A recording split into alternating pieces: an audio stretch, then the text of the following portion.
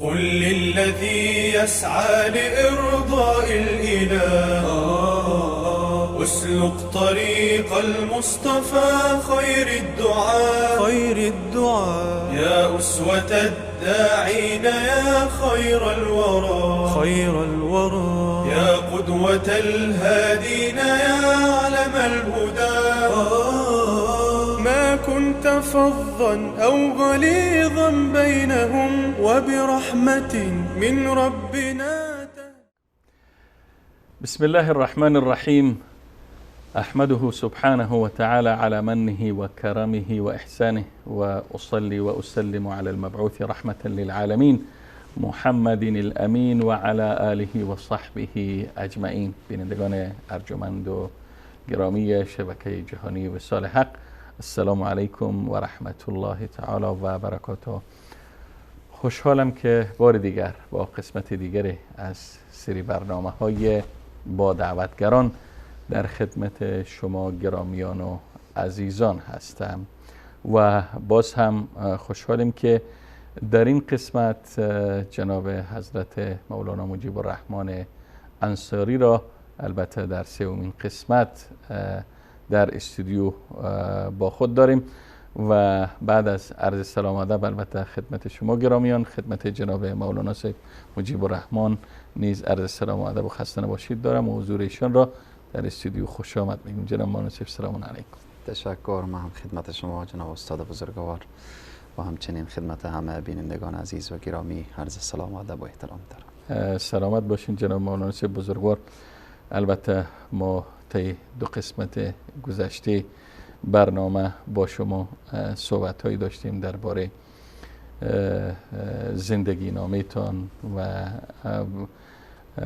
فعالیت های دعویتان به خصوص بحث خطابت و منبر و صحبت البته همچنان ادامه داره و ما در پایان قسمت گذشته سوال را که مطرح کردیم ناتکمیل ماند و از همونجا آغاز میکنیم که ویژگی ها و خصوصیت های یک خطیب و سخنور موفق چیست؟ به خاطر از اینکه شما جناب مولانا صاحب تجربه طولانی در عرصه دارین میخواستیم این به شکل مفصل تر از زبان شما بشنویم. تشکر. الحمد لله رب العالمین و الصلاة و السلام علی رسول محمد و علی آله و اصحابه اجمعین. در قسمت خطیب موفق، بله. خب شما این سوال از یک خطیب موفق شما پرسان میکردیم دیگه و ای که شما از ما پرسان کردیم الله سبحانه تعالی حسن ظنی که داریم و بینندگان عزیز و گرامی از ایشان تقاضای دعا دارم که خداوند مرا در این راه موفق داشته باشه.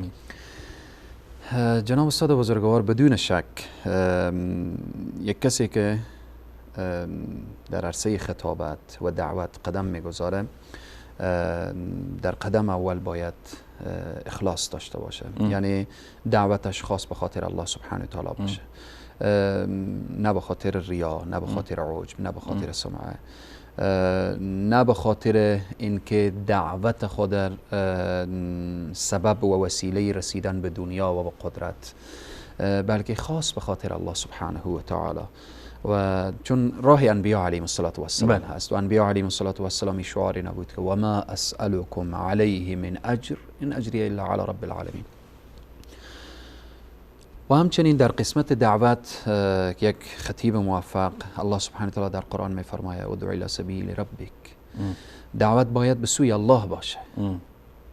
دعوت اگر یک داعی و دعوتگر بیاید دعوت خود را اختصاص بده به سوی مثلا قوم، به سوی نژاد، به سوی منطقه، او دعوت اثر نمیگذاره. بس دعوت باید ادعو الی سبیل ربک به سوی پروردگار باشه.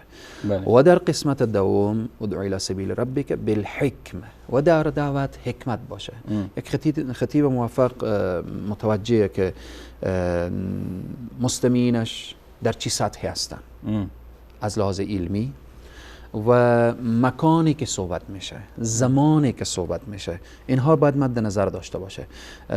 مثلا بارها و بارها این مثال در در اماکن مختلف و در جاهای مختلف و در خطبه های مختلف مطرح شده که اگر ما در یک محفل عروسی شرکت میکنیم، یک داعی و دعوتگر میخواد در یک محفل شادی و سرور صحبت کنه، اگر در محفل عروسی یک داعی و دعوتگر بیایه از قبر و از حشر صحبت بکنه شاید اونقدر جالب نباشه. اما اگر بیایه سر قبر باز از ازدواج و از عقد و از نکاح و اینها صحبت بکنه بازم جالب نیست. پس در دعوت حکمت هست. ادعو الی سبیل ربک بالحکمه. مثلا جناب استاد بزرگوار یک داعی و دعوتگر در یک منطقه وقت قدم میگذاره اولویت ها مد نظر داشته باشه. خیلی مسئله مهمیه اولویت بندی بشه. یک داعی و دعوتگر میبینه که مردم مثلا آلوده به شرکن، او بیایه برای اینا مستحبات رو یاد بده، بله. او بیایه آداب رو یاد بده.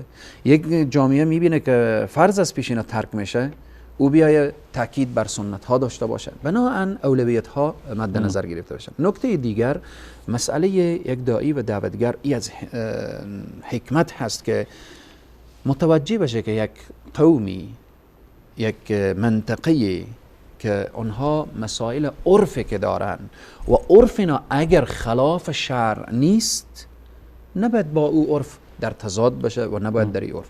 و مثلا یک قوم دوچار یک اشتباهی هستن، اگر داعی و دعوتگر با تشدد با این قوم داخل بشه احتمال داره که اینها به مصیبت گرفتارن، به مصیبت بزرگتری گرفتار بشن. شما ببینیم رسول اکرم صلی الله علیه و سلم لقد کان لکم فی رسول الله اسوه حسنه، پیامبر اسوه حسنه هستن برای همه، خصوصا برای یک داعی و دعوتگر.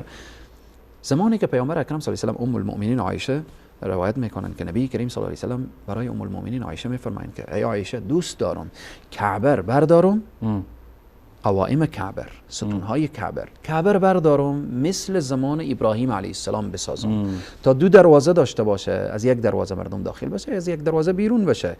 اما نمیخوام این کارو بکنم چون قریب دوران جاهلیت هست. مگر کعبه بردارم تا بخوام مردم رو بفهمانم. این مردم میگن دیروز بت‌هایی که چهار طرف کعبه بود برداشت، امروز خود کعبه برداشت، پس شاید این مردم به فتنه بیفتن، پس بنانی کار نمی کنم. یک داعی و دعوتگر وقتی متوجهه که اگر داخل یک قضیه میشه که یک قضیه سبب بروز فتنه میشه، سبب بروز اختلاف میشه، پس باید چه کار بکنه؟ یک خطیب موفق اینه که با حکمت پیش میره. ادعو الی سبیل ربک بالحکمه. نکته دیگر و موعظه الحسنه، موعظه حسنه باشه. یک داعی و دعوتگر باید کان اخلاق باشه. ما چگونه؟ ما وقتی که دعوت میکنیم طرف ما کی هست؟ پایین منبر ما کی نشسته هست؟ همه مؤمنین هستن، همه اهل ایمان هستن، رحماء بینهم. ما باید رحم و شفقت بین همدیگر داشته باشیم. او اشداء علی الکفار، او بحث جدا هست. یک داعی و دعوتگر وقتی که جایی که شدت بکاره، اما متوجه باشه که جای شدت کجا هست، جای قوت کجا هست. اما نباید ما در وقت مقتدی خود را مخاطب میکنیم و ما مستمعین خود را مخاطب میکنیم و ما او کسی که پایین منبر ما نشسته او را مخاطب میکنیم. بنابراین جناب استاد بزرگوار بسیار مهمه. من همیشه بارها و بارها برای دوستا این نکته بیان میکنم که اگر ما هر قدر داعی به دعوتگر بشیم مقام ما سیدنا موسی علیه السلام نمیرسه، پیامبر اولوالعزم الهی. بله. اگر طرف ما هم هر قدر شقی و بدبخت بشه، از فرعون بدبختر نمیشه، بازم الله سبحانه تعالی برای حضرت موسی و برای هارون اذهبا الی فرعون، هر دو تاشون بریم طرف فرعون او دعوت بکنیم، اما متوجه باشیم اذهبا الی فرعون فانه طغى، متوجه باشیم که سرکشه، طغیانگره، شاید حرف شما رو نپذیره، شاید شما رو حبس بکنه، شاید زندانی کنه، شاید بالاخره شما رو شکنجه کنه. با این همه که او طغا هست، سرکش هست، فقولا له قولا لینا. شما وقتی با این سخن میگویید سخن نرم بگی، سخنی بگیم که بالاخره امیده که دلش نرم بشه. به این جناب استاد بزرگوار، پس یک داعی و دعوتگر، یک خطیب موفق باید که در دعوت یا موعظه حسنه باشه، ولو که در جای میرسه و جادلهم بالتی هی احسن.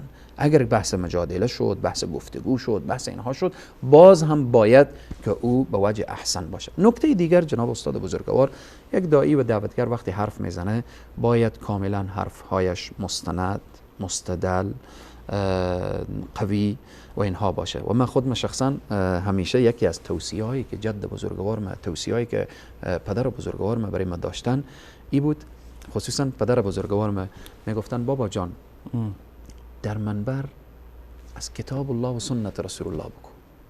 میگن وقتی که تو قرآن و حدیث میگی قلبم مطمئنه، اما از قرآن و حدیث که بیرون میشی من پریشان میشم. به خاطر از این که اگر همیشه تاکید و توصیه پدر بزرگوار ما این بود که میفرمودن برای ما همیشه که اگر به خاطر حرفی که از کتاب الله و سنت رسول الله بیان کردی سرتو زیر دار هم بره، برای تو افتخار هست. اما اگر بر دنبال قیل و قال دیگری رفتی و بالاخره به زیر دار رفتی، وقت برای همه ما بالاخره جای حسرت و ندامت و بالاخره جای پریشانی و پشیمانی و اینها پیدا میشه. پس بناهن یک داعی و دعوتگر همیشه حرفش با دلیل باشه، مستند باشه، مستدل باشه، با حجت باشه. و همچنین از جمله رمز موفقیت یک داعی و دعوتگر جناب استاد بزرگوار اینه که داعی و دعوتگر، خطیب از هر قومی که هست، از هر قومی که هست، اما در عرصه دعوت خود را خادم همه مردم بدونه، خود را بسته نکنه به یک قوم. و ما جناب استاد بزرگوار باشه. جناب استاد بزرگوار من واقعا همانطوری که در قسمت اول اشاره کردم که در نسب انسان نباید افتخار بکنه و اگر افتخار هم میکنه با کنار تقوا و پرهیزگاری که الله سبحانه تعالی برای همه ما و برای بینندگان تقوا رو نصیب کنه. آمین. برای خود من شخصا یکی از رمزهای موفقیت مسئله همین بود که از خاندان و از سلاله ابو اسماعیل هروی خواجه عبدالله انصاری، یعنی مسما و ملقب به انصار، یعنی داخل افغانستان تمام اقوام احترام خاص داره، تمام اقوام توجه میکنه. و این برای خود من شخصا که همیشه برای داعیه و دعوتگرا توفیق الهی بوده. اگر داعی و دعوتگر میخواه که موفق باشه در این راه، خدا وابسته به هیچ قوم همیشه تعریف و توصیف از قوم دیگری داشته باشه. اگر مثلا ازبک تعریف از قوم دیگری داشته باشه، اگر ترکمن از قوم، اگر تاجیک، بالاخره خب خلاصه این که خود را مرتبط به یک قوم بسته نکنه، خود را بدانه. به خاطر چی؟ العلماء ورثة الانبیاء. علما وقتی میراث بر انبیا هستن، انبیا علیهم السلام، نبی کریم صلی الله علیه و سلم، آیا قومی هست مسلمانی که در روی زمین زندگی میکنه، به هر قومی که هست، آیا میشه بگه که من ارتباط به پیامبر ندارم و پیامبر ارتباط به من نداره؟ پس داعی و دعوتگر خود را باید محدود نسازه به یک قوم، به یک قبیله، به یک طایفه، در یک شهر، حتی در یک شهر، در یک جا ارتباط داره به کل امت اسلامی و مرتبط میشه به همه اقوام. این به طور خلاصه و فشرده جناب استاد بزرگوار. و اما رأس همه گپا، رمز موفقیت برای همه داعیا و دعوتگرا اخلاص در دعوت هست. تشکر جناب مولانا. البته شما به یک سلسله ویژگی ها و خصوصیت های دعوتگر موفق اشاره کردین که البته در کنار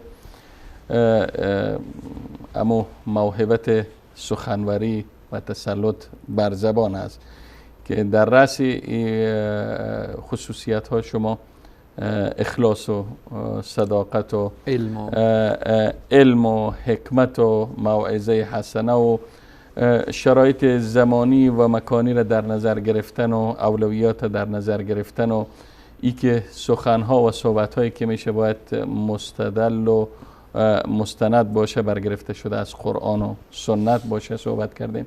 خب سوال دیگری که مطرح میشه جناب مولانا، برخیا به این فکر هستن که میگن وقتی ما منبر جمعه داریم و دروس علمی در مساجد داریم، در مدارس داریم، بر رسانه ها قدر نیاز نیست. نظر شما چی هست؟ یعنی نقش رسانه ها را برخی ها کمرنگ جلوه میتن.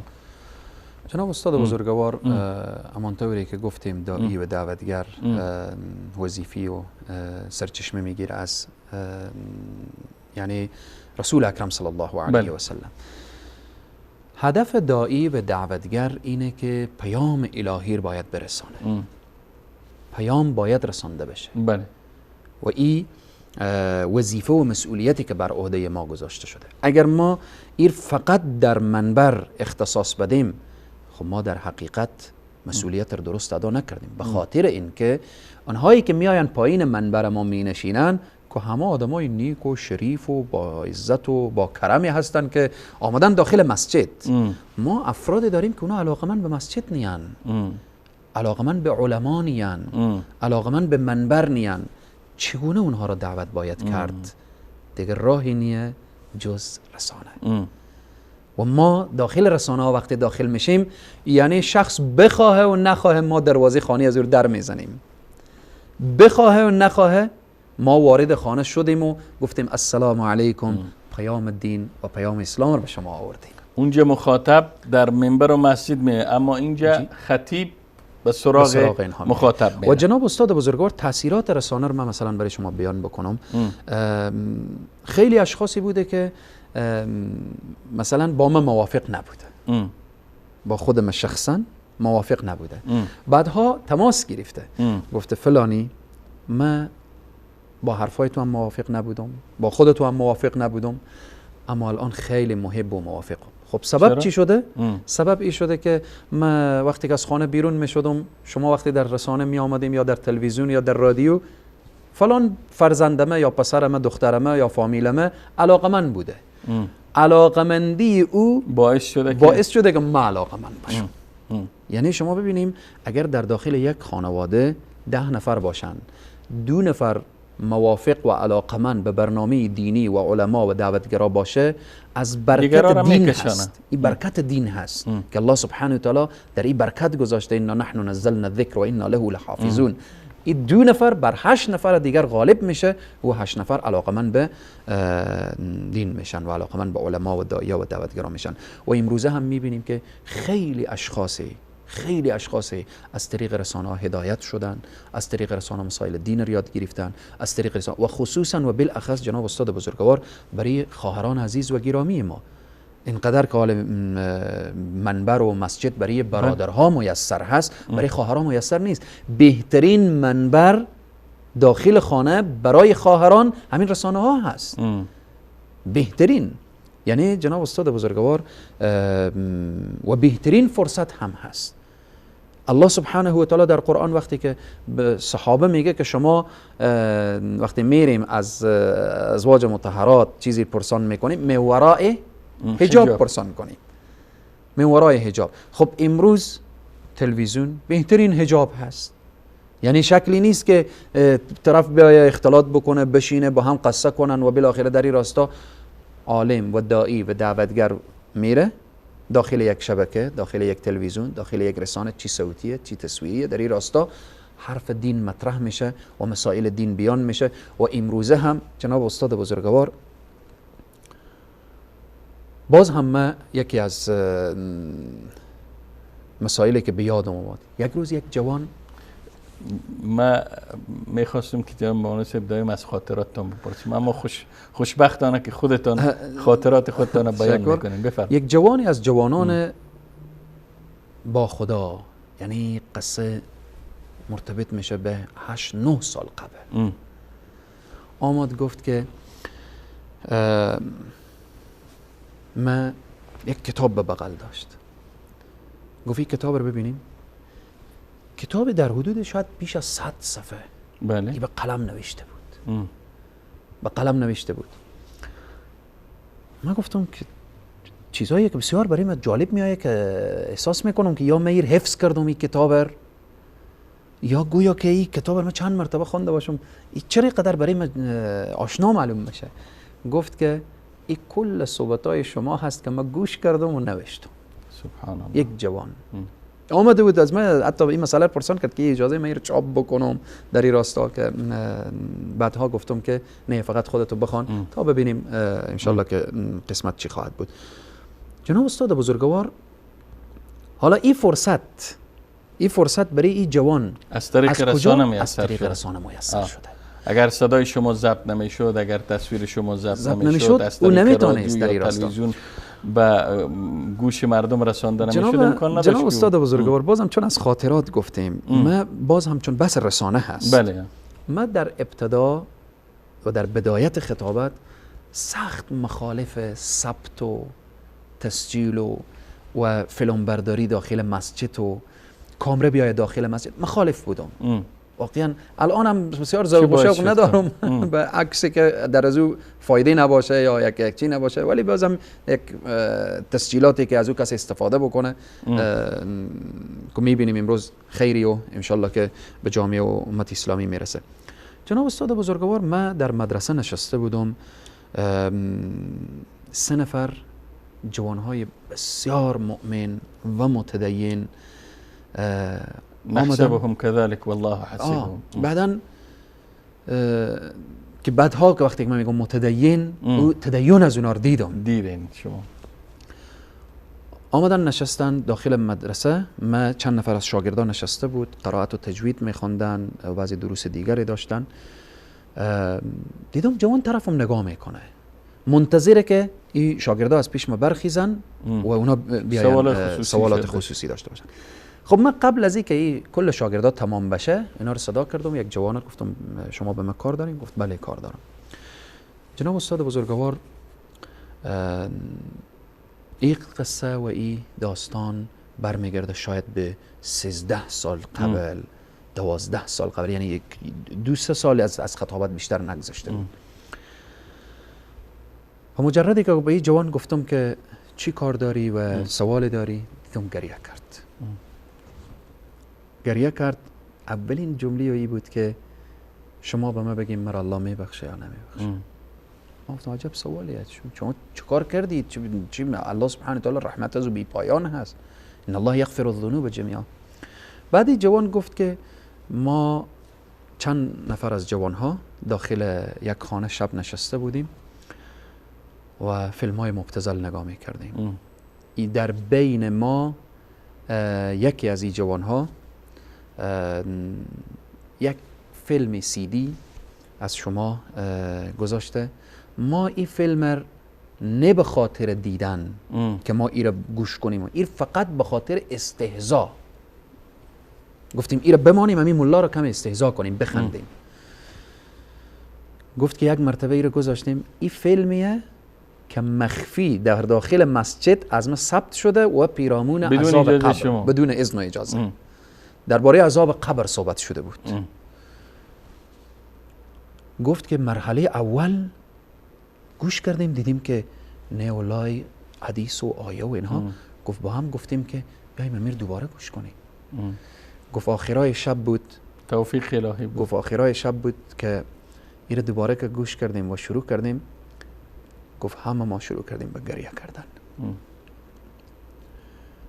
گفت نیم ساعت با هم گریه میکردیم. گفت چند نفر گفتن که ما روما نمیشه که بریم پیش فلانی. ما 3 نفر آمدیم به نمایندگی 10 نفر 12 نفری که بودیم. حالا بگو الله ما رو میبخشه یا نمیبخشه. جناب استاد بزرگوار، اونجی انگیزه برای ما پیدا شد که تو نباید مانع ثبت و تسجیل برنامه ها بشی. بله. تا ای که فردای ما مسئول فرهنگی بخش مسجد و انجمن پروگرامی که داشتیم صدا کردم، گفتم که از این جمعه اجازه اگه شما ثبتم میکنیم. دوستا تعجب کردن، گفتن تا به حال اجازه نمیده، تغییری رو نماد، این چه کار شد؟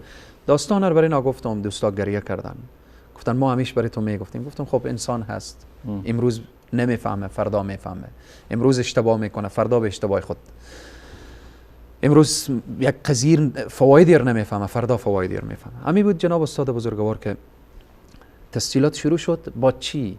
بسیار به امکانات کم، بسیار به یک کامره ساده و عادی. بعد از 1 سال 6 ماه برادرها و خواهرها از تاجیکستان زنگ میزنن که این صحبت شما سبب هدایت شده. خواهری از آلمان تماس گرفت که این صحبت شما سبب با حجاب شدن ما شده.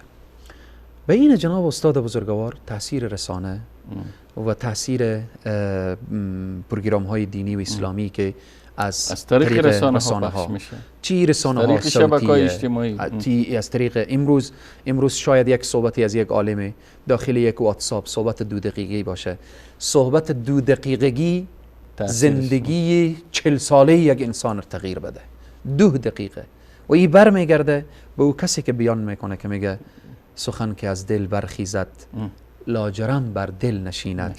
و در هر داعی و دعوتگری که در رسانه بیاید، در منبر باشه، در هر جایی که باشه، وقتی در صحبت از اخلاص باشه، یقین بدانه که صحبت به کل دنیا و به نقطه دنیا و داخل تک تک خانه ها و اینها داخل خواهد شد. تشکر جناب مولانا صاحب بزرگوار. باز هم در پایان قسمت از سری برنامه های با دعوتگران از شما جهان سپاس و امتنان دارم و انشاءالله که باز هم صحبت های ما را در قسمت بعدی تکمیل خواهیم کرد. همچنین از شما گرامیان اظهار سپاس و امتنان دارم که تا این لحظه با برنامه خودتان بودید و تا دیدار دیگر با برنامه دیگر همه شما را به پناه الله یکتای به همتا می سپارم و السلام علیکم و رحمت الله تعالی و برکاته. قل للذي يسعى لإرضاء الإله اسلك طريق المصطفى خير الدعاء يا أسوة الداعين يا خير الورى يا قدوة الهادين يا علم الهدى ما كنت فظا أو غليظا بينهم وبرحمة من ربنا